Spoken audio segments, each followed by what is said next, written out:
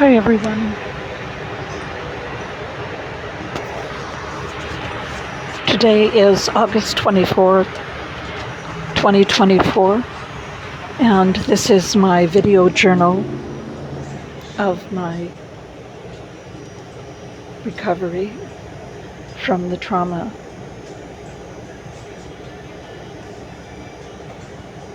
of watching my little brother with Down syndrome, Paul Kierans, be locked up against his will for 588 days and then to be killed by this government, the BC, British Columbia New Democratic Party government that paid his bills. So the main point that I'm trying to convey is, well, just to explain where I am. I'm on the bus from my Weight Watcher meeting in Maple Ridge, British Columbia,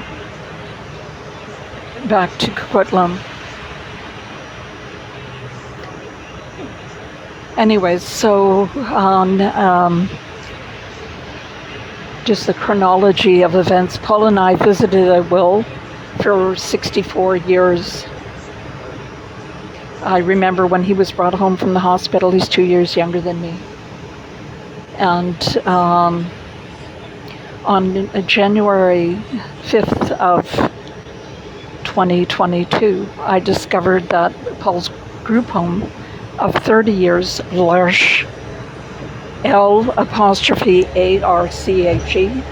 which we now know was started as an SEX cult by retired Canadian naval officer Jean Vanier and his sidekick, defrocked, excommunicated French priest Thomas Philippe.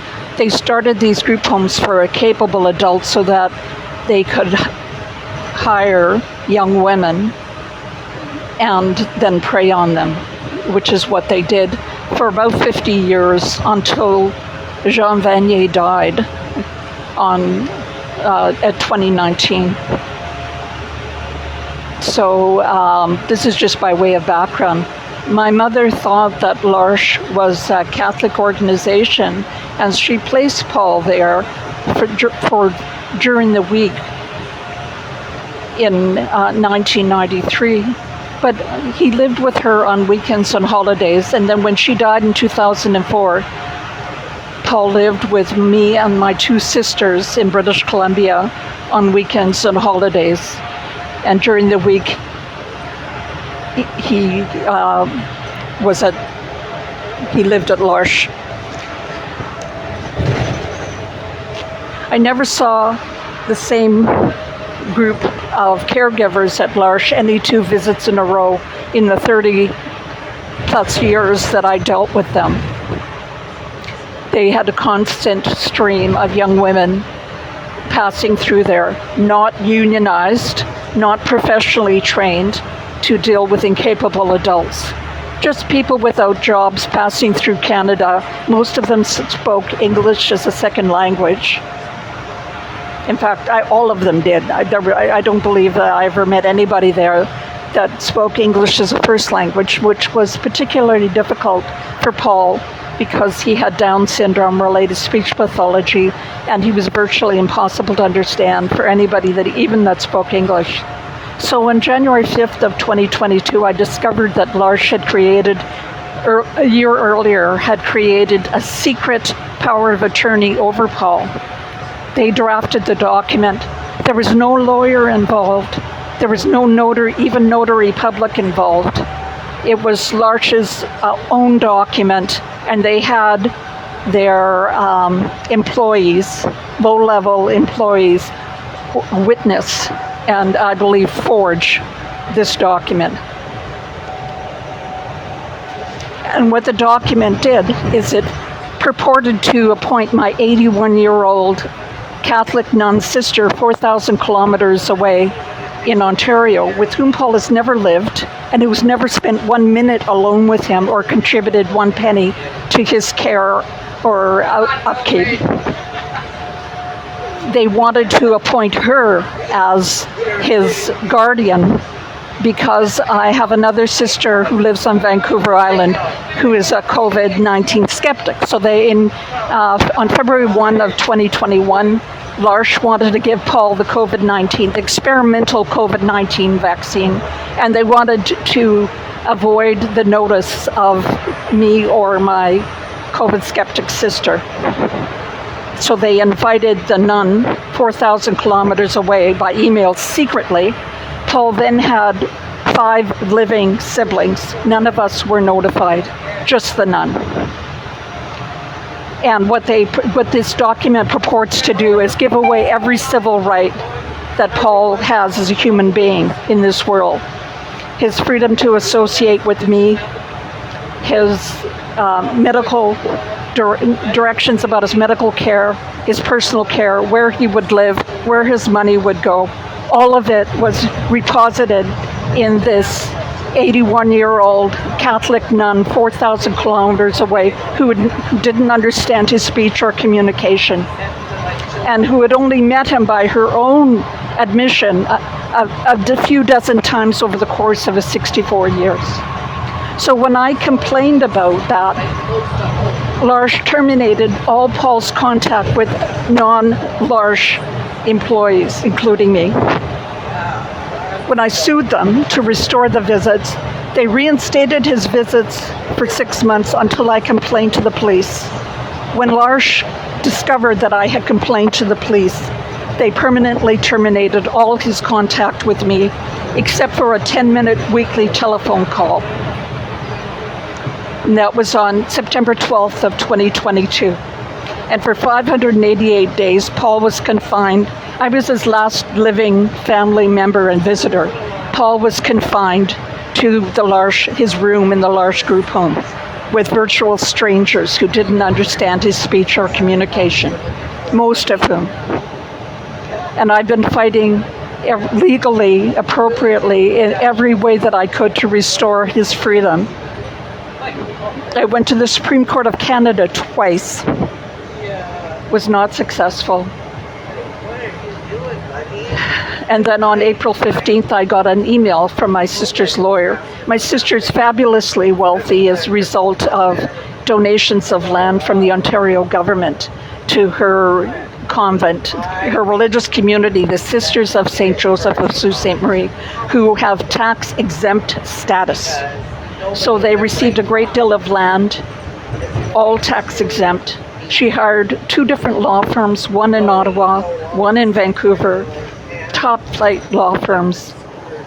And I estimate she spent $350,000 on legal fees to keep my little brother locked up. So on April 15th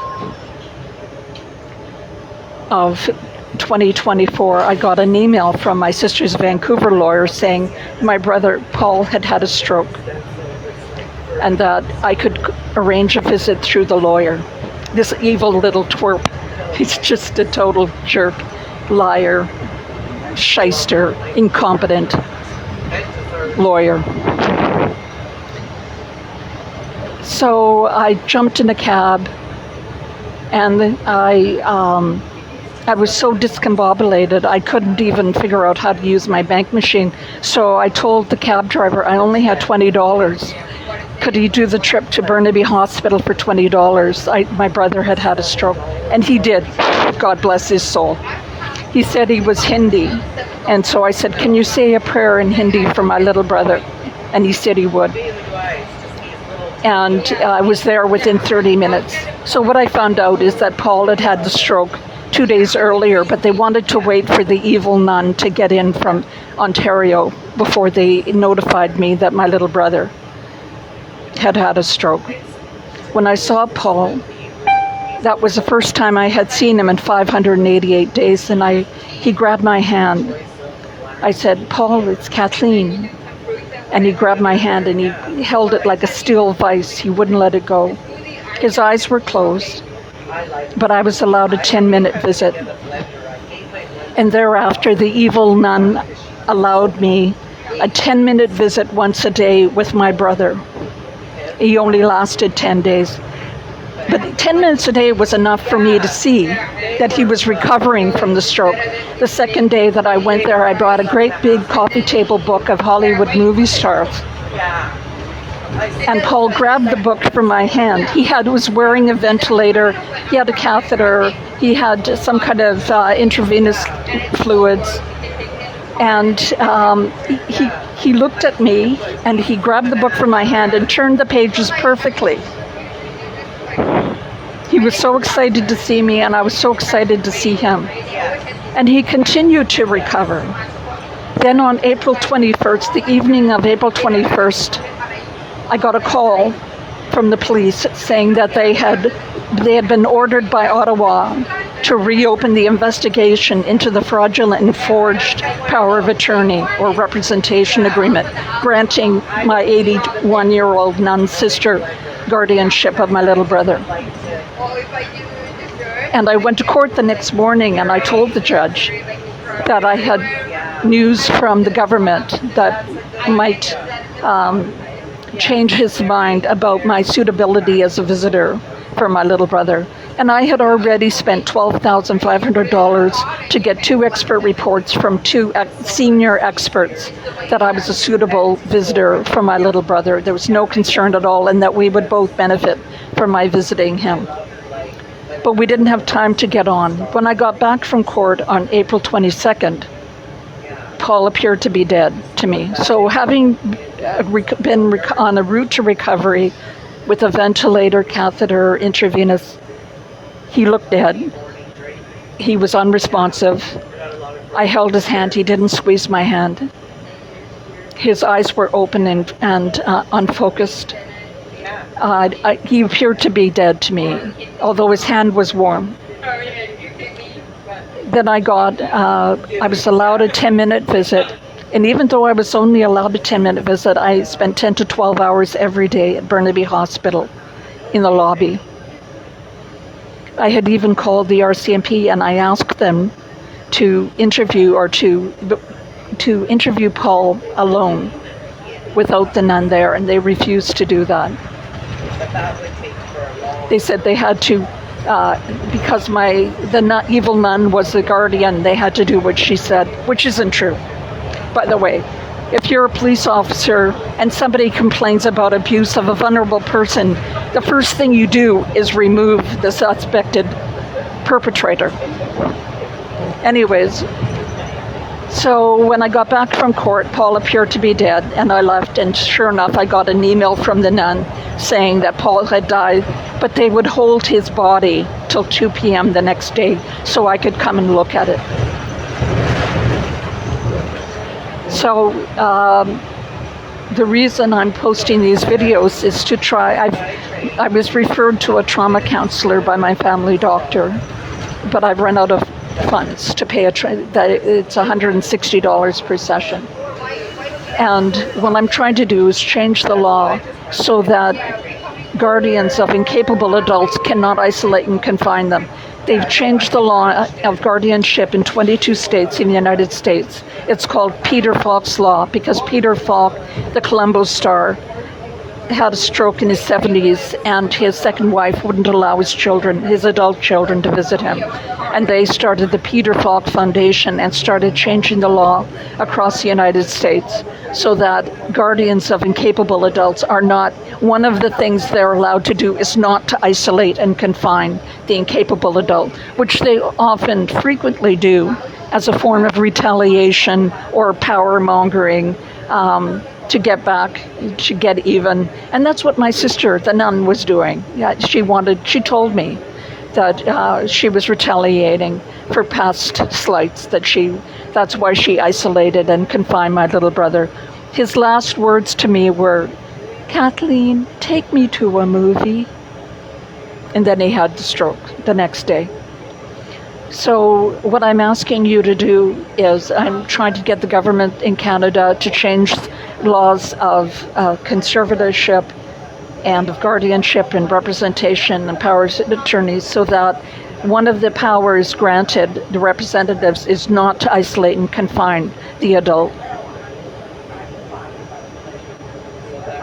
as what happened to me. The other thing I'm asking you to do, in British Columbia, we've got a big election coming up on October 19th of 2024. And what I'm asking all of my fellow British Columbians to do, this was all, I visited the British Columbia government every day that Paul was incarcerated by L'Arche.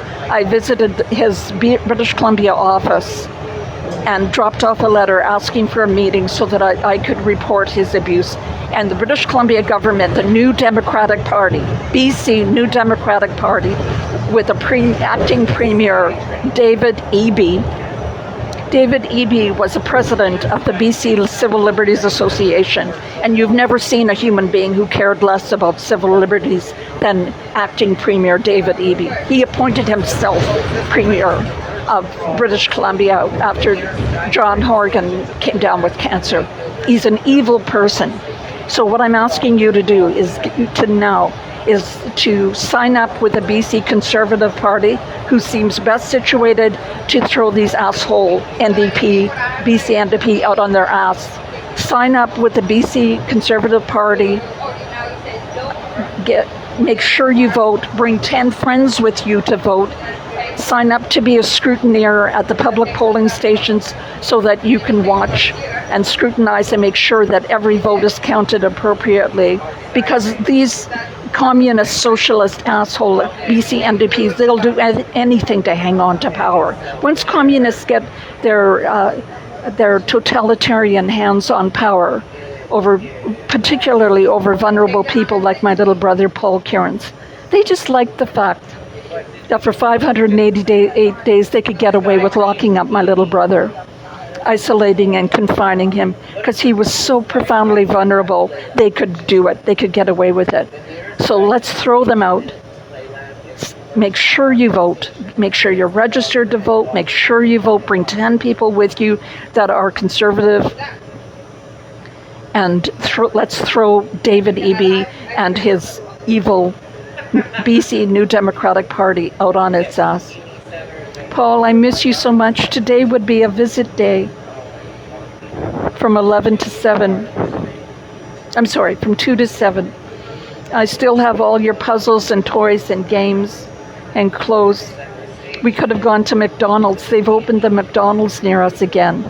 We could have gone to McDonald's and watched Elvis movies. I miss you so much, dear. I hope you're having fun in heaven with Mom and Dad and Murray and Teresa and Harry. Thank you, everybody. Take care.